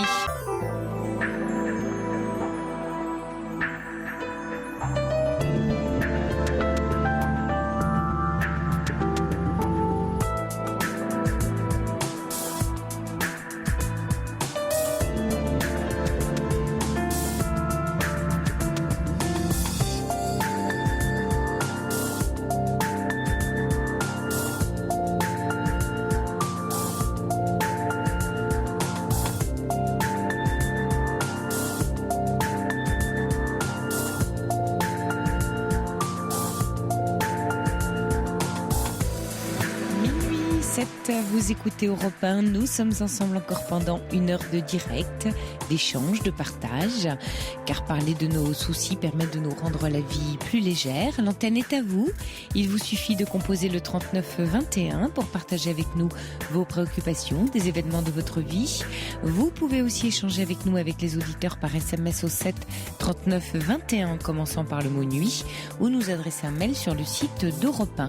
Et puis n'oubliez pas que vous pouvez dialoguer en direct avec un ou une auditrice dont vous partagez les émotions, l'histoire, ou auquel vous avez envie d'apporter votre conseil. La nuit se poursuit avec au standard Jeanne et Paul et Charles à la réalisation. Jusqu'à 1h sur Europe 1. Sophie Peters. Rebonsoir Amira. Rebonsoir. Voilà, on s'est quitté quelques instants. Oui. Et vous nous parliez juste avant le journal d'une rencontre que vous avez fait par Internet. Oui. Un échange donc virtuel pendant plusieurs semaines. Et puis, au moment où on s'est quitté, vous nous disiez que vous vous êtes vus pour la première fois ce week-end. En fait, l'échange sur Internet n'a pas duré très longtemps. C'était quelques 3 semaines. Messages. Non. Après, c'était par téléphone. Par téléphone. Suite, très rapide, du 15 mai au 6 juin. D'accord. Donc par téléphone, par SMS, mais par téléphone, de longues conversations par téléphone, voilà, avec pas envie de raccrocher, etc. Voilà, où vous êtes un peu découvert. Beaucoup même. Beaucoup. D'accord. Oui, beaucoup. Vous êtes beaucoup confiés. Beaucoup tous les deux, voilà. Et donc, comme j'habitais loin, on n'a pas pu se voir tout de suite. Oui, 200 kilomètres, vous me disiez. Voilà. Et donc, je suis montée à Paris samedi. Et donc, nous avions rendez-vous donc à Paris, devant l'église Saint-Eustache, parce qu'on aimait bien cet endroit, tout ça. Et donc je suis arrivée, je l'ai reconnu, il m'a reconnu. Donc voilà, j'ai écrit un peu parce que c'est important, parce que justement, du fait de l'intensité des échanges téléphoniques, au téléphone, nous disions comment nous allions réagir, nous nous demandions comment nous allions réagir quand nous serons face à face ou l'un à côté de l'autre. Et donc quand on arrivait là en face de l'autre, donc on savait pas, on se regardait, on riait, on souriait. Et puis au téléphone, je lui avais dit que j'avais envie de toucher son visage. Et donc il a pris ma main, il m'a dit je crois que tu avais envie de faire ça. Donc j'ai dit oui, donc il a mis ma main sur son visage. Ensuite il a pris mes mains et puis on s'est retrouvés, on s'est serrés dans les bras l'un de l'autre. Donc et puis après on s'est séparés parce que ça commençait de manière intense. Donc après on a dit on se calme. On est parti, on a trouvé un endroit sympa, c'était derrière Notre-Dame. On a bu un café, enfin c'était vraiment sympa. Ensuite on est allé manger, on a marché, on s'est parlé. Donc ça c'était samedi. Dimanche pareil, on s'est retrouvés, on a marché, on a parlé, c'était vraiment sympa. On a parlé un peu de nous, de ce qu'on aimait, ce qu'on n'aimait pas. Bon, ça se passait bien, c'était juste des moments passés ensemble. Et puis je lui ai demandé dimanche, je lui ai dit est-ce que nous poursuivons demain, donc hier, ou pas. Il m'a dit oui, j'ai envie de te voir tous les jours. Donc voilà. Par contre, il n'y avait aucun contact physique de sa part, il ne tenait pas la main, tout ça. Donc bon, il fallait laisser du temps aussi. Je me suis dit voilà. Donc voilà, mais ça se passait très bien. On arrivait à partager. Il y avait des moments quand même de silence, mais bon, je dirais des moments pleins, comme on dit dans la communication entre guillemets. Donc voilà, le dimanche nous décidons de nous revoir vendredi. Donc vendredi il est venu me chercher près du Bourget. Donc on est parti à Cergy-Pontoise dans le port, c'était magnifique, la marina, tout ça c'était super et tout. Passé une bonne journée. Et puis après nous sommes allés déjeuner. Et puis nous avons déjeuné, c'était très très sympa. C'est pas sympa, c'était intense parce qu'on partageait quand même beaucoup. Mais toujours pas de main tenue, pas de baiser, rien. Non, pas du tout. Et puis après donc parce que le dimanche je lui avais dit j'aimerais quand même savoir où on en est. C'est pas que je lui ai dit je veux pas que tu me dises que tu vas te marier avec moi ou que je veux pas te sauter dessus. Mais moi je repartais quand même lundi et je voulais savoir un peu comment il se sentait finalement, son ressenti. Et donc on n'a pas parlé dimanche, mais hier par contre donc il a dit tu veux qu'on parle, j'ai dit oui. Donc là il a commencé à m'expliquer donc là il a dit son ressenti, donc il a dit que j'étais très attirante, que j'étais très appétissante, que je lui plaisais physiquement, moralement, que vraiment c'était vraiment que je lui plaisais vraiment. Seulement il m'a dit donc la phrase terrible. Et c'est pour laquelle vous appelez ce soir, j'imagine. Voilà, il a dit que son cœur ne s'était pas ouvert. Et qu'est-ce que vous lui avez dit quand il a dit ça? Donc je l'ai écouté et puis il m'a dit t'es déçue. Alors je lui ai dit je suis déçue, je savais plus quoi penser. Alors j'ai dit c'est bizarre. Oui, il vous a dit t'es déçue? C'est bizarre. Oui. Et puis après il y avait plein de choses. Alors, j'ai essayé de réfléchir vite fait. Et puis je lui ai dit de toute façon c'est pas quelque chose que tu peux forcer. C'est pas s'il y a pas le déclic au niveau du cœur, c'est pas quelque chose qu'on peut forcer. Donc il m'a dit je voulais pas te tenir la main même si j'en avais envie parce que je voulais pas te faire croire quelque chose qu'il n'y avait pas par rapport à des sentiments éprouvés. Je pense que oui, mais Amira, les sentiments, ils se tissent, ils se tricotent, enfin, vous voyez, c'est pas quelque chose. En 3 jours, vous voulez dire? Oui, enfin, une histoire, elle se, mais oui, bien sûr, c'est étrange votre discussion, vous voyez, comme quelque chose de très formel, comme si c'était mécanique, comme s'il y avait un processus forcément qui devait être celui-là. Méthode, si vous voulez, oui, c'est ça que j'entends.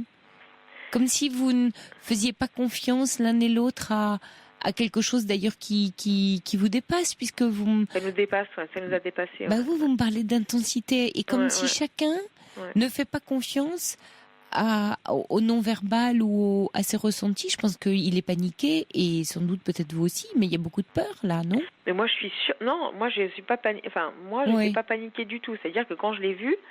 Vous lui avez demandé, en fait, dans le fait de lui poser des questions, de savoir où vous en étiez, vous étiez déjà dans... Non, ne vous reprochez rien. Hein.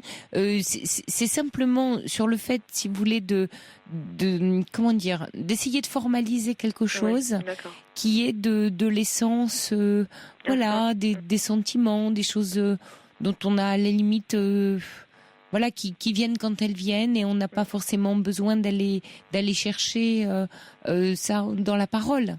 Vous voyez ? Et qui peuvent prendre du temps. Oui, bien sûr. Bien sûr, on parlait tout à l'heure avec Adrienne Patience. Oui, j'ai entendu, Oui, quand vous disiez par rapport à la personne, pas ce qu'elle apporte, mais ce qu'elle est, qu'est-ce qui nous plaît chez elle, justement. Oui, parce qu'on la découvre, en fait, oui, et c'est en se découvrant qu'on... Oui, c'est ça, et c'est ce que j'avais dit, j'avais dit, ce qui me plaisait, c'était ce qu'il était lui, et je sais, j'étais claire avec ça tout de suite, assez rapidement dans nos échanges téléphoniques, parce que c'était vraiment très intense et long, et je lui disais, je suis tout à fait au clair avec ce qui se passe pour moi. Je lui ai dit, je sais que c'est toi que j'apprécie, c'est pas parce que tu es un homme et que je me dis que c'est le dernier, et peut-être qu'il n'y en aura pas d'autres, pas du tout, et je lui ai redit encore face à face. Après, lui, il a dit ça hier. Donc, moi, j'ai essayé de faire bonne figure, entre guillemets, mais j'étais en train de m'effondrer. Voilà, après... Surtout que c'était complètement contredit par ce que vous ressentiez. Oui, mais lui, il n'a pas... Oui, il a dit... Ce qui voudrait dire qu'il n'a pas ressenti la même chose que vous, que c'était pas aussi intense. Vous pensez ça, aujourd'hui? En fait, dans son attitude, bon, il me touchait pas, bon, ça, je conçois, mais je voyais dans ses regards, de toute façon, il me regardait, il me souriait... quand on était assis à côté l'un de l'autre, on était assis sur un ponton dans l'eau, on avait les pieds dans l'eau, on était assis l'un à côté de l'autre, voilà, et on n'était pas non plus à 5 kilomètres, voilà, des fois on s'effleurait, il disait rien, il se reculait pas non plus, donc voilà, est-ce qu'il a besoin de temps, est-ce que... Peut-être, oui. Voilà. Vous êtes quittés en vous disant quoi? Qu'on gardait une option pour éventuellement reprendre contact, mais pas tout de suite. Donc dans 1 mois, 3 semaines, mais que moi je lui ai fait comprendre, je lui ai dit clairement que je ne voulais pas être amie. Alors je ne sais pas si j'ai eu tort ou pas, mais c'était mon ressenti, voilà. Et de toute façon, nous avions été clairs. Une façon de dire que vous voulez plus. Oui. Ouais. Et aussi, on était clair dans le départ. Après, c'est pas figé non plus. C'est que nous, ce qu'on cherchait, c'était une relation avec un homme et une femme. C'était pas pour devenir copine. Oui. Donc, et ce qui s'est passé pendant 3 semaines au téléphone, d'abord c'était unique pour lui et pour moi, on n'avait jamais vécu ça. Moi j'ai déjà eu des relations avant, mais c'était incomparable, c'était unique. C'était un bouleversement, un chamboulement. C'est comme si on s'était trouvés alors qu'on s'était pas vus. Et c'est ce qui nous questionnait finalement, parce que c'était vraiment étrange, parce qu'on s'était pas vus, mais on s'entendait. Ça marchait tout seul, ça roulait quoi. C'était vraiment incroyable. C'était incroyable, et là voilà, donc. Voilà, je ne sais pas ce que je dois faire parce que je ne veux pas harceler non plus, donc je ne vais pas reprendre contact. Par contre, alors ce que je vais préciser, si je peux, c'est que donc hier on s'est séparés, donc il m'a dit ça, il m'a raccompagné chez ma sœur, parce que voilà, et donc on s'est fait la bise, donc voilà, je sentais qu'il avait envie de ça, que ça lui plaisait quand même, je sentais qu'il m'a pas pris dans ses bras, mais je sentais qu'il aimait ce contact malgré tout. Physique, et que quand on s'est quitté, il m'a dit appelle-moi quand même quand tu arrives, voilà, pour être sûr que je vais être sûr que tu sois bien arrivé, tout ça. Donc je lui ai envoyé des messages pour dire que je partais que à 21h. Après, quand je suis arrivée, j'ai envoyé un message encore, et puis en disant que j'avais été heureuse, je suis heureuse d'avoir vécu et partagé ça avec lui. Il m'a répondu en disant que oui, ça valait la peine, que c'était difficile, c'était très difficile, qu'il fallait se laisser de temps et se concentrer sur autre chose pour le moment. Se concentrer sur autre chose. Ouais, sur le travail par exemple, pour pas trop penser, je pense. Et puis. Moi, enfin, quand je vous entends, Amira, ça manque de mystère, tout ça. L'amour, c'est un mystère. Quand on veut tout contrôler, vous êtes chacun dans le désir de tout contrôler ce qui se passe. Et donc, tout est retenu, tout est séquencé comme un processus, décidé, parlé. Et il y a plus d'espace, il y a plus de surprise. Là, il y a un auditeur qui envoie un SMS qui dit le souci d'une relation qui commence par de longs échanges via l'informatique ou par téléphone avant de voir la personne, c'est que l'on se dévoile peut-être trop pour tisser des liens autres qu'amicaux. C'est vrai que finalement, on donne un mode d'emploi comme ça, en se racontant beaucoup. Et puis après, on teste pour voir ça marche pas. Mais il y a déjà un cran trop loin, c'est que on laisse pas la place pour quelque chose d'inattendu. C'est-à-dire que chacun, dans ce que j'entends de vos comportements respectifs, est dans un peu le contrôle et dans ce qu'il veut. Vous dites voilà, moi je veux une relation avec un homme, je veux pas d'amitié, je veux pas. Donc vous fermez déjà plein de portes rien qu'en disant ça. Et lui de son côté dit mon cœur s'est pas ouvert. Vous savez, ça me fait penser, pardonnez-moi, au truc de télé-réalité aujourd'hui où finalement ils racontent trop de choses, ils disent que ce soit je sais pas le Bachelor ou des émissions comme ça où ça confine presque à l'absurde parce que chacun met en mots des choses qui sont de l'essence même de l'être et de la relation. L'amour c'est un mystère, c'est oui, et quelque chose qu'on ne peut pas contrôler. On n'est pas dans la maîtrise, on n'est pas dans le contrat d'assurance vie. On n'est pas en train de dire, on sait pas. On s'embarque un jour sur un bateau, on prend la mer avec un équipier ou une équipière, et puis la mer sera belle, elle sera pas belle, il y aura des tempêtes, on cassera des trucs, on réparera, on avancera, et puis on ira dans des ports, et puis à des destinations, on sait pas. Et c'est ça qui est admirable et merveilleux à la fois. Et on fait avec qui est l'autre, et on tisse, vous voyez, on crée. Alors que là, chacun, lui finalement, lui aussi, il s'est piégé tout seul à dire que mon cœur s'est pas ouvert. Alors maintenant, il a l'air malin, parce que ici, vous lui manquez, ici finalement. J'espère. Ah oui, vous voyez. J'espère qu'il en bave, ouais. Moi, je crois, Amira, là, qu'il faut que vous soyez un peu plus mystérieuse et que vous vous dévoiliez moins.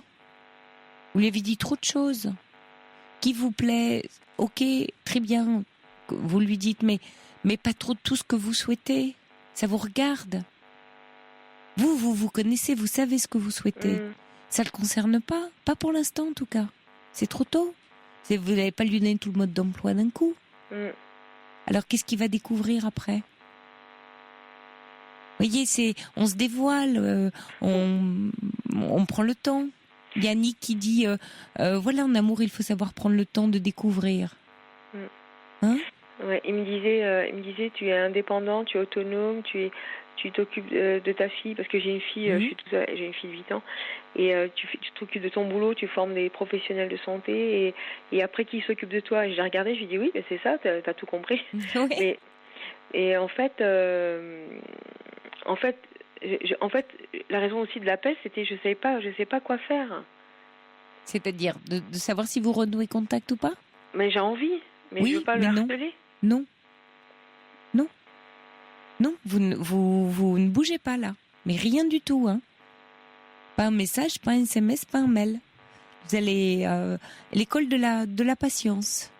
Il y a Luc qui dit Mira, votre histoire d'amour se construit, patientez, ne vous précipitez pas, ayez confiance en vous. Il a raison, Luc. Et en lui, un jour, ce sera votre prince charmant. C'est joli, c'est optimiste, mais laissez-vous du temps, laissez-lui le temps de vous désirer. Si vous montez au créneau trop vite, il n'a pas le temps. Il vous a vu, il a échangé avec vous. Maintenant, vous êtes une grande dame. Voilà, vous êtes une grande dame. Vous êtes reparti chez vous. Vous avez dévoilé beaucoup de choses, vous avez dit beaucoup de choses de vous.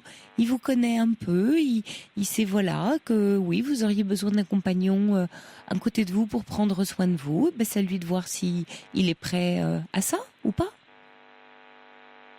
Mais c'est pas à vous de reprendre contact là. Puis quand même, vous voyez, j'ai presque envie de toucher votre orgueil.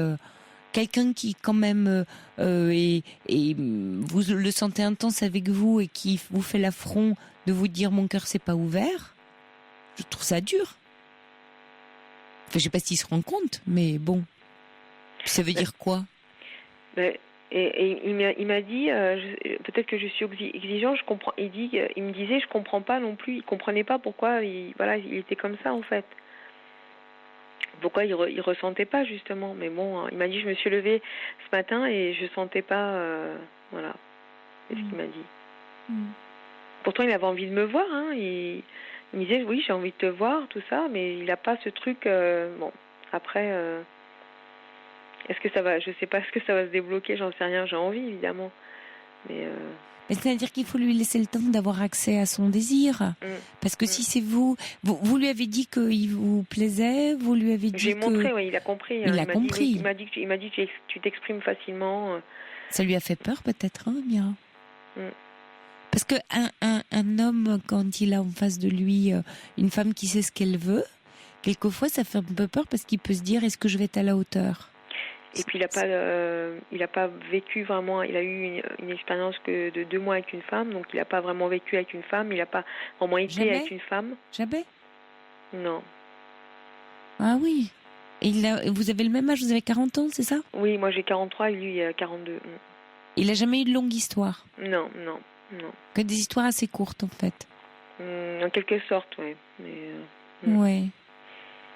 Vous savez, Amira, d'abord, bon, j'imagine que voilà, il y a d'autres rencontres possibles pour vous, mais c'est surtout que là, c'est important que vous soyez vigilante par rapport à ce que vous souhaitez vraiment, parce que vous décidez qui vous plaît et vous foncez.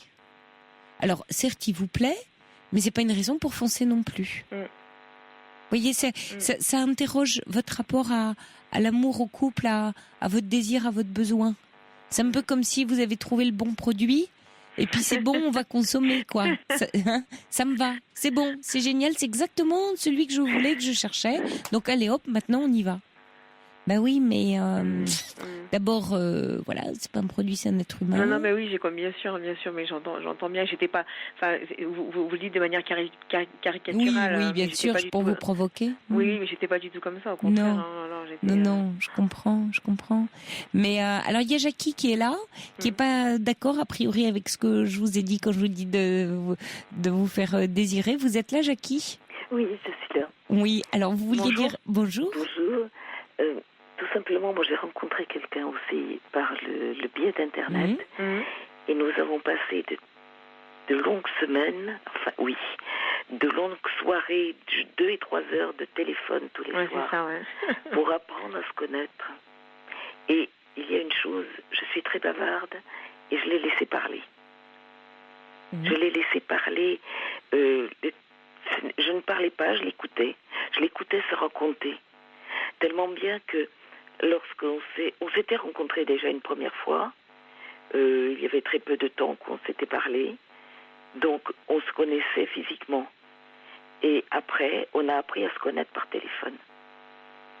Ah, vous aviez une première rencontre Une première rencontre, oui, très vite. Oui. Très vite pour voir... si vous vous plaisiez. Voilà. Apparemment, on se plaisait, on n'a rien dit. Ah, on n'a rien dit, tiens. Non, on n'a rien dit. Ah, vous voyez On n'a rien dit et on a appris à se connaître. Après. Oui. Et là, Jackie, parce que Paul me disait que vous conseilleriez à Amira de continuer de lui téléphoner, de continuer à rentrer en contact? S'il veut, oui. Téléphoner, parler de tout. Et ne pas parler de sentiments. Ah, ok, d'accord, je vous suis là. Le laisser venir. Le laisser venir.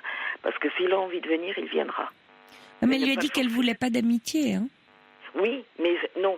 Moi, je n'ai jamais dit ça. Ouais. Il ne faut pas parler ni d'amitié, ni d'amour, ni de rien du tout. Ouais. Vous parlez. Oui, on se parle de personne à personne, de nos vies, de voilà. Adultes. Exactement. Ouais. Voilà. Ouais. Et ne pas parler d'amour, ne pas parler d'amitié. Même si quelquefois on en crève, mais on ne dit rien. Oui. Ouais. Et alors maintenant, Jackie, vous parlez d'amour ou pas avec votre rencontre? Oui. Ah, voilà. Mais il a fallu un peu de temps pour que ça se tisse. Pas longtemps. Pas longtemps. Pas longtemps. Non.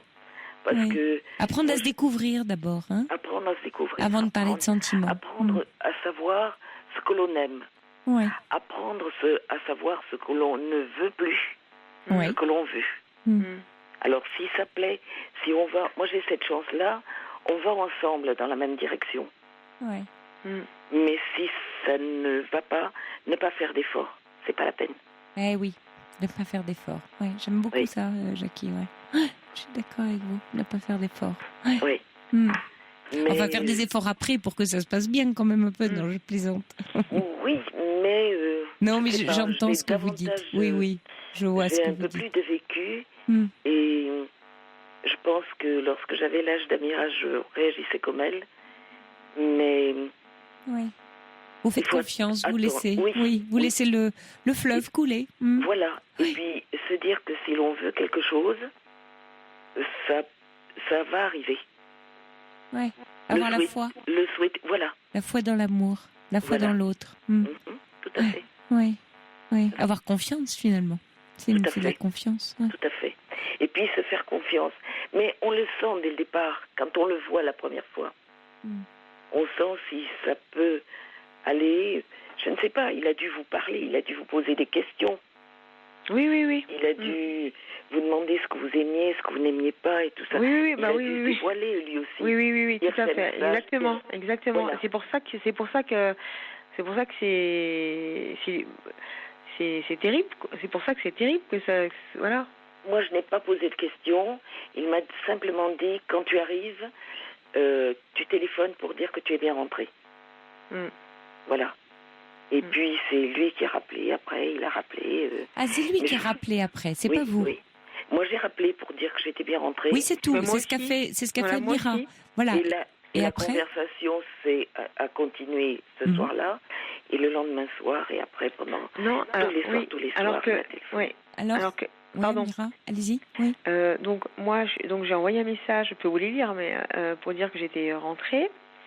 Et puis après, parce qu'en fait, on s'écrivait en arabe aussi. Enfin, voilà, on a renoué avec notre langue maternelle. C'est ça qui était aussi beau. Et donc après, le dernier message qu'il m'a écrit, c'est donc en arabe bonne nuit et que ta nuit soit douce. Et quand j'ai lu le message, je me suis dit mais comment tu... Après, j'ai pas répondu, mais je me suis dit, il finit avec des mots doux. Alors qu'il m'a dit quelque temps avant, alors je me suis dit comment je dois le prendre ce message. Mais juste comme quelque chose de doux et d'amical. C'est-à-dire, quand vous dites comment je dois le prendre, vous voudriez le prendre comment ? Comme quelque chose de doux et amical, justement, mais parce que moi, ça me paraissait paradoxal, quelque part. Parce qu'il vous a dit que son cœur s'était pas ouvert, donc ça l'empêche d'être doux amical ? Mais non. Non. Maintenant, j'espère que non. Maintenant ? Ouais. Donc ça veut dire que c'est quand même... il a toujours été comme ça, hein, que ce soit au téléphone ou quand je l'ai vu. Et j'ai pas vraiment... On s'est posé des questions, mais on s'est aussi beaucoup écouté. Ouais. Et c'est pour ça que hier, quand il a dit ça, je l'ai accepté, parce que j'ai pas le choix. Je l'ai accepté, je l'ai entendu. Et je savais que c'était un risque. Que dans toute rencontre, il y a un risque, justement. Voilà. Après, il faut laisser du temps. J'en suis consciente aussi. Seulement, j'ai du mal, quoi. J'ai travaillé aujourd'hui, j'étais en jury en évaluation avec des élèves et tout. J'ai eu beaucoup de mal, j'arrête pas de penser à lui, c'est terrible, je pleure, je me reconnais pas, quoi. Mais voilà, ça va un peu vite. Hein. Comme dit Philippe, il a des peurs, laissez-le venir vers vous, il doit deviner ses peurs. Il est étonnant qu'à 40 ans, il n'ait pas eu d'histoire, vous ne connaissez pas tout de lui comme vous pensez le croire. Dit Philippe. Après, je pars de ce qu'il m'a dit. Oui, mais en même temps, vous ne le connaissez pas. Je le connais pas, oui. Voilà, vrai. Non, mais c'est important, Amira, de vous dire ça. Donc, laissez l'espace ouvert. Parce que là, être déjà dans le besoin impérieux de lui, en pleurer, attendre un texto toutes les 3 minutes, vous êtes déjà en dépendance. J'attends pas de texto, mais c'est vrai que j'ai eu du mal, après tout ce qu'on a partagé, j'ai envie de dire.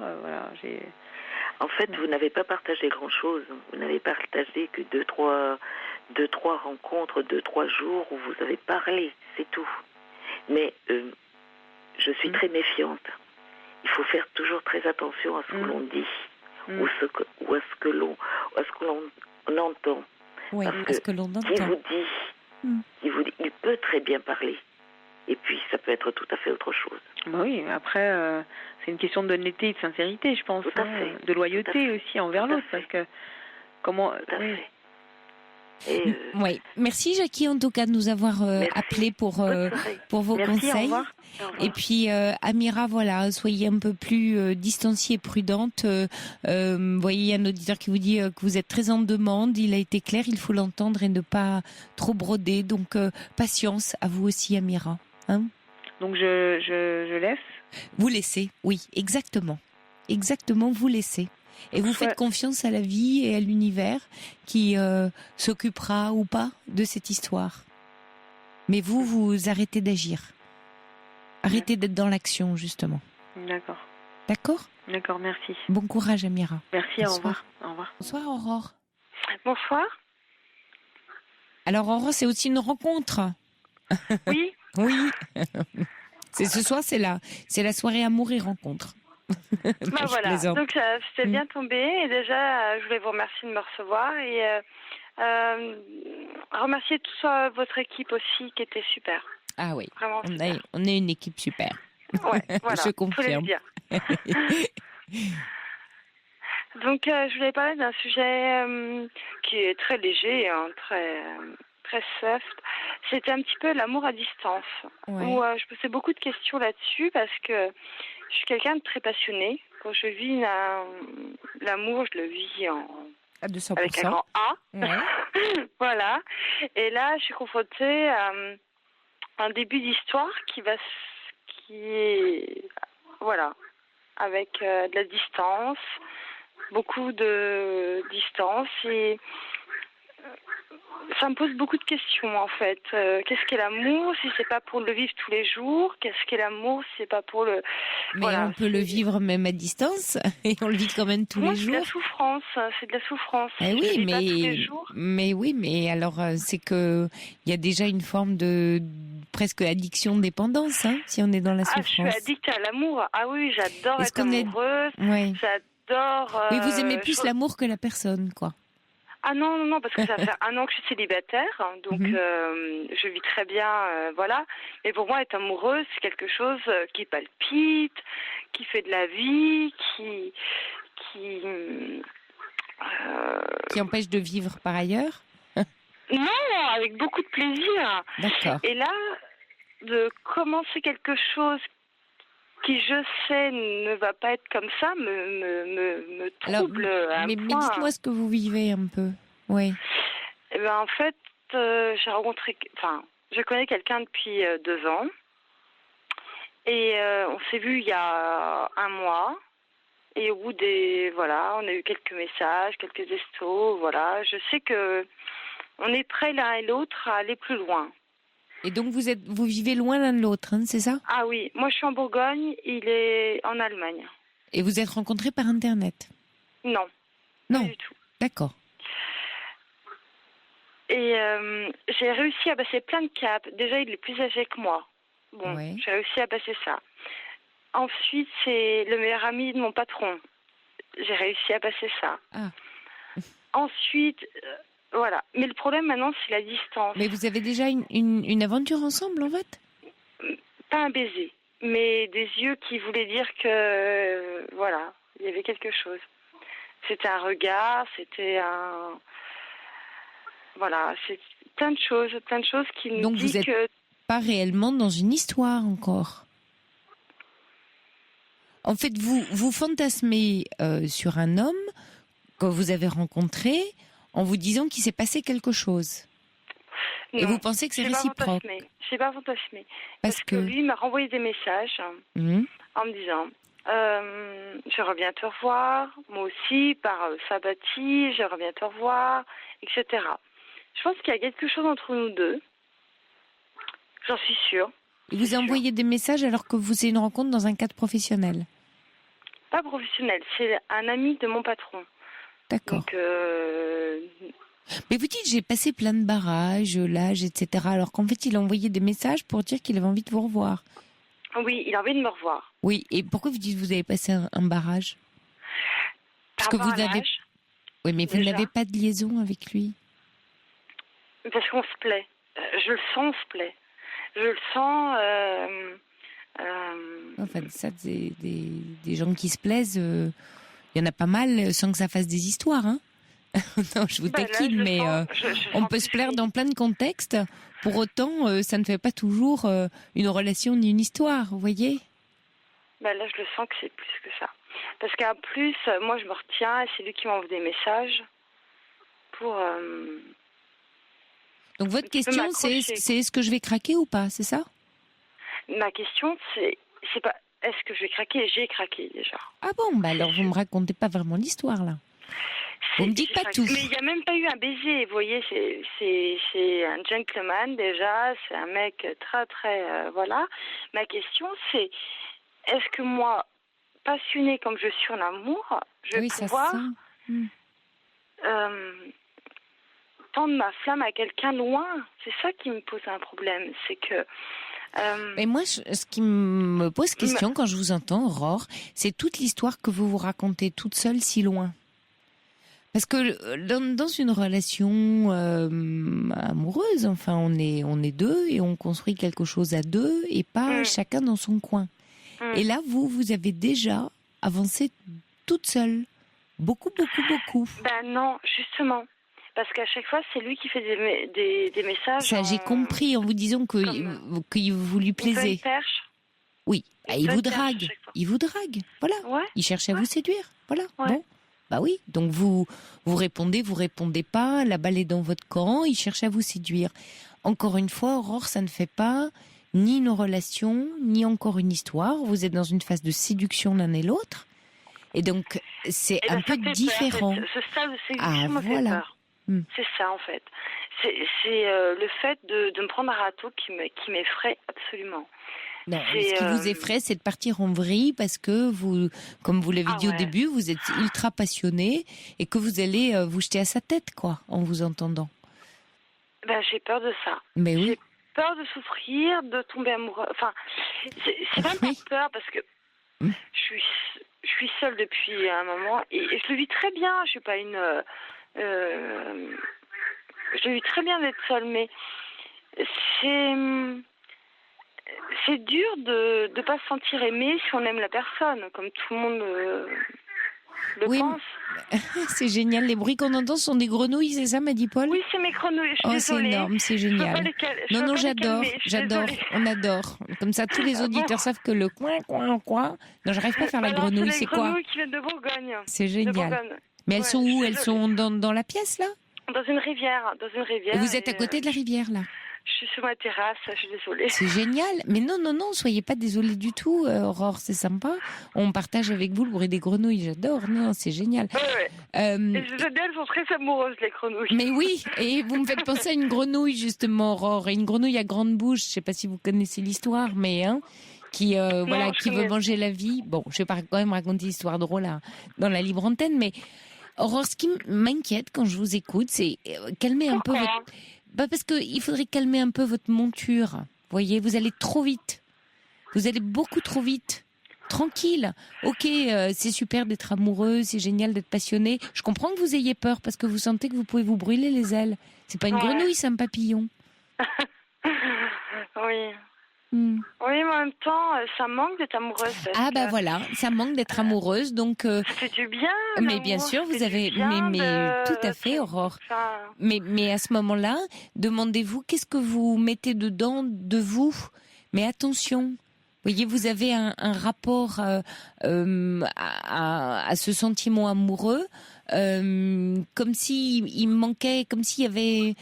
quelque chose d'un grand vide en vous. Vous voyez que ce sentiment amoureux doit entièrement vous remplir. Un grand vide en moi, je l'ai toujours ressenti. Un besoin, ou ce qui m'a fait faire, oui. Un besoin, oui, ça je le comprends. Immense. Mais maintenant, je suis posée, je suis calme et tout. Qu'est-ce qui me manque ? Mais il me manque l'amour. Mais je suis pas acharnée à l'amour du tout. Mais c'est comment dire, c'est cet homme qui me renvoie des messages d'Allemagne et tout, je le prends comme un un compliment, mais on peut même pas imaginer.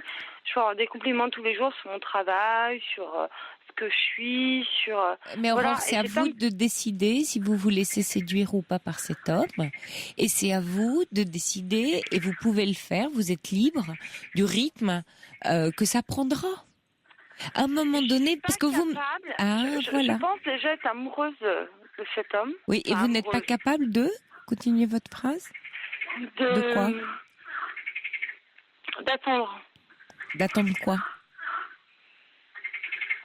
Les jours, les semaines et tout ça. Je suis quelqu'un de passionné.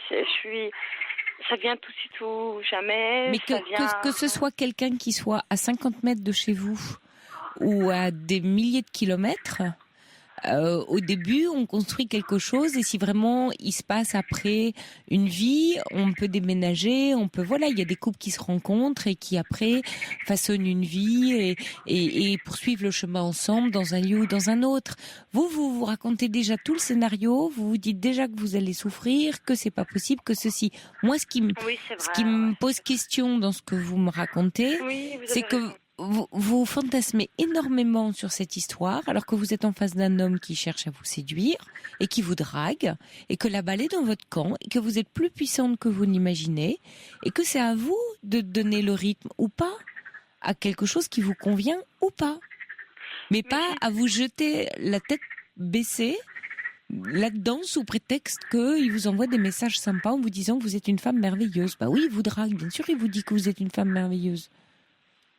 Mais en même temps, je me dis, pourquoi un mec qui a cette notoriété et ce travail s'intéresserait à une fille comme moi? Vous voyez? En même temps, ça me perturbe. Oui, je comprends. Oui, je comprends que ça vous perturbe. Donc, vous sentez bien quelque chose qui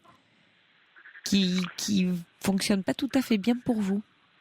Vous avez peut-être peur à juste titre. Encore une fois, vous ne le connaissez pas. C'est comme l'histoire d'Amira tout à l'heure. Attention aux histoires. Ah non, mais c'est pas du tout une histoire d'internet ou quoi. Non, mais j'ai compris. Je dis vous ne le connaissez pas. Vous ne connaissez pas cet homme. Vous ne connaissez pas la personne. Donc vous commencez à vous raconter une histoire avec plein de chapitres, sauf que votre personnage principal, vous n'en avez absolument pas les contours. C'est compliqué. C'est une drôle de façon de raconter une histoire, vous voyez? Ouais. Mais en même temps, je sais que c'est un homme qui a beaucoup de valeur. Voilà. Oui, bien sûr, et alors? Oui, il y en a plein. Mais en même temps, je me dis, pourquoi il viendrait draguer une fille comme moi, en plein milieu de la Bourgogne, et avec ses grenouilles qui croissent? À mon avis, c'est une histoire de grenouilles. Alors qu'il vit il a craqué sur les grenouilles, mais il n'ose pas vous le dire. À Francfort, en Allemagne, et qui voyage. Il est multi-planeur pour les voyages, je sais même pas. Enfin, voilà. C'est lui qui a cherché à me revoir. Donc, en même temps, je me dis, arrête tes complexes d'être une fille de la Terre. Arrête tes complexes d'être une fille comme ça. Voilà, c'est un petit peu tout ça. Il y a Lou qui dit que d'énergie dépensée à refaire le monde. Allez Aurore, que d'énergie dépensée à refaire le monde, dit Lou. Oui. Allez Aurore, il faut décider, l'Allemagne ce n'est pas si loin. Allez-y, vivez quelque chose. S'il y a quelque chose à vivre, vous verrez bien. Ouais. Ça, moi j'aime beaucoup la philosophie de Lou. Ouais. En même temps, quand je vous ai dit que j'ai dépassé des caps, c'est que l'âge, déjà, je me suis dit, c'est pas grave, 10 ans. Enfin, on a 13 ans d'écart, c'est pas grave. C'est pas... Voilà. C'est-à-dire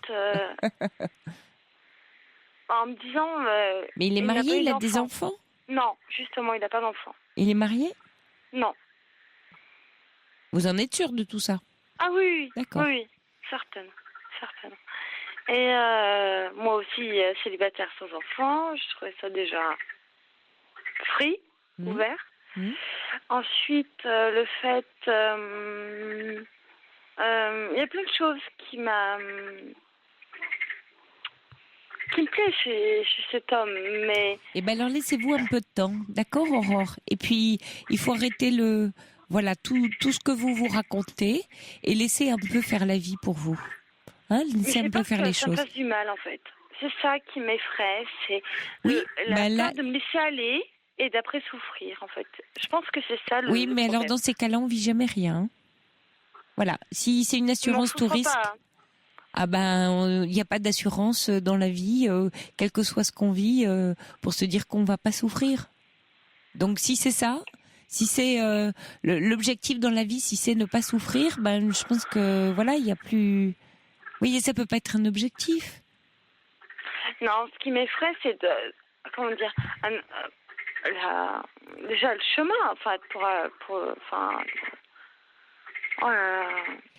Aurore, vous savez, vous allez rester tranquille avec vos grenouilles, et puis, et puis vous allez réfléchir un peu à ce que je vous ai dit, en prenant un peu le temps, en vous apaisant un peu, en rentrant un peu en vous-même. Vous êtes dans une jolie région, dans la nature, et je pense que c'est important de faire un peu la paix, la tranquillité en vous, sans trop vous en raconter. Que ça, c'est juste des choix, en fait, des choses. Mais vous n'avez rien à choisir là pour le moment, d'accord ? Il n'y a rien à choisir. Il y a juste à vous laisser vivre et à ne pas faire les questions et les réponses toute seule. Donc laissez un peu de place à l'autre et puis laissez un peu de place à la vie. Bonne nuit, Aurore. Merci. Bonsoir. Sophie Peters sur Europe 1. Bonsoir, Sydney. Ah, bonsoir, Sophie. En fait, il nous reste peu de temps, je sais pas. Oui, je sais, Sydney. Voilà, en fait, comme j'expliquais au standard, je vous appelais pour avoir un peu vos lumières par rapport à une relation que j'ai avec un homme depuis 3 ans. Voilà, moi j'ai 47 ans, il en a 54. Et en fait, voilà, je suis dans une incompréhension totale. Je me pose la question si ça vient de moi, pas moi. On a une relation, en fait, il veut pas être dans l'échange, dans la communication avec moi. Il se ferme totalement. C'est quelqu'un qui dit stop tout de suite. Il est toujours sur la défensive. Il a toujours cette impression que quand on échange tous les deux, en fait, c'est pour avoir une prise de tête. Alors que, voilà, moi, je lui dis qu'une discussion, au contraire, c'est fait pour avancer, pour pointer les choses qui vont pas. Voilà, en même temps, on a une situation tous les deux où on n'a pas trop d'espace pour d'intimité, on vit pas ensemble. Lui, il vit avec son fils et sa belle-fille dans un petit détroit sur le terrain de ses parents. Oui.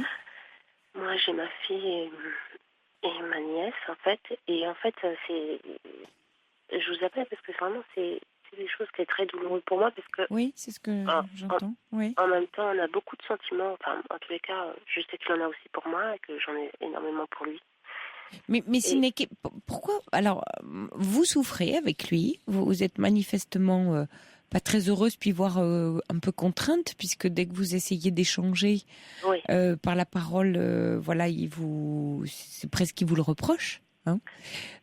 Et vous me dites mais je tiens à lui. Alors à quoi vous tenez? J'ai des sentiments. Ou qu'est-ce qui vous rend heureuse avec cet homme? En même temps, il a une autre facette de sa personnalité qui est vraiment très généreux, attentionné. Et il a quand même plein de qualités que j'apprécie chez lui. Hein. Voilà, mais dès que voilà, qu'est-ce qui vous apporte? Enfin, qu'est-ce qui vous une stabilité, un équilibre. Oui. Un équilibre. Quand vous partagez des choses avec lui, c'est bien. Oui, c'est très appréciable, mais il faut toujours que ça se passe bien. Ah, il faut pas que il faut pas qu'il y ait de grain de sable à venir se mettre. C'est-à-dire, par exemple, de ce qu'il pourrait sentir de votre part comme un reproche. Voilà, c'est toujours quelqu'un qui est sur la défensive, avec certains mots un peu. Il se sent facilement agressé. Ouais, moi c'est ce que je ressens. D'accord, il prend facilement quelque chose que vous lui dites comme un reproche ou quelque chose qui n'irait pas bien. Tout le temps. Est-ce que vous avez... Il me renvoie, en fait, j'ai l'impression qu'il se victimise toujours et que du coup, il me renvoie toujours... vous êtes la méchante, du coup. C'est moi qui suis obtuse, c'est moi qui ne comprends rien, c'est moi qui... Voilà. il n'y a pas de remise en cause. Oui, la communication est difficile. Très dure, et du coup, moi, je peux pas fonctionner comme ça. Mais oui, mais alors là, vous êtes un peu dans une impasse, Sidney. C'est-à-dire que soit vous voyez, c'est comme une histoire d'équilibre. Soit vous estimez que ce qui compte pour vous dans une relation, c'est justement ce temps d'échange, de parole, d'écoute, le fait de vous sentir accueilli, de pouvoir être libre, finalement, de dire ce que vous avez à dire, et pas d'être dans la crainte. Et à ce moment-là, si c'est ça qui compte le plus, il faut vous poser la question de cette relation. Et puis à l'inverse, si vous dites, non, finalement, ma façon de m'adresser à lui, sans doute qu'il y a une insatisfaction de ma part qui lui appartient pas forcément. Et à ce moment-là, c'est à moi. Et si c'est à moi, je peux agir dessus. Et du coup, au nom de tout ce que vous m'avez dit avant, je fais attention et je préfère rester avec lui. Mais vous êtes dans un choix de décider, à un moment donné, de vous positionner là où vous avez une marge de manœuvre possible. Est-ce que vous pouvez changer quelque chose dans votre façon d'être en relation, ou vous ressentez que vous êtes dans une impasse parce que vous êtes vraiment vous me parlez quand même de souffrance, je l'entends à votre voix, moi je vous sens un peu emprisonnée dans quelque chose là. J'ai l'impression qu'il faut que moi je me soumette à ses choix, et que lui... Et donc au nom de ce manque de liberté dans une relation, vous êtes prête à rester? Non, justement, j'ai pas envie de ça. Ben oui. Parce que vous comprenez, vous me dites, il est gentil, soit c'est plus important. C'est une histoire de balance. Qu'est-ce qui compte le plus? On peut pas tout, on peut pas tout avoir d'une personne. Une personne a ses défauts. Il y a dans la relation des choses qui nous vont plus ou moins. Et après, il y a un choix à faire qui n'est que le vôtre. Oui, parce que lui, en fait, il laisse aucun espace à un équilibre. J'ai l'impression qu'il n'y a que moi qui dois faire des efforts, choses, qui doit me remettre en question, et lui non. Il reste intransigeant. Oui, c'est peut-être pas un homme qui vous correspond tout à fait, Sidney. Je pensais pourtant. Ouais. À cause de cette gentillesse et... Oui, sûrement. Mais les choses ont évolué en même temps aussi. Ouais, je sais pas. Faites attention à vous, Sidney, parce que à trop vous culpabiliser, vous risquez... voyez, là, moi, je vous sens un peu prisonnière dans un système de communication. Donc, soit vous le dénoncez, ce système, vous voyez ce qu'il en fait, soit vous décidez que... réfléchissez au choix que vous allez faire. D'accord. Malheureusement, je dois vous laisser. Bonne chance, Sidney. Bonne chance à vous. Merci de m'avoir bonne nuit.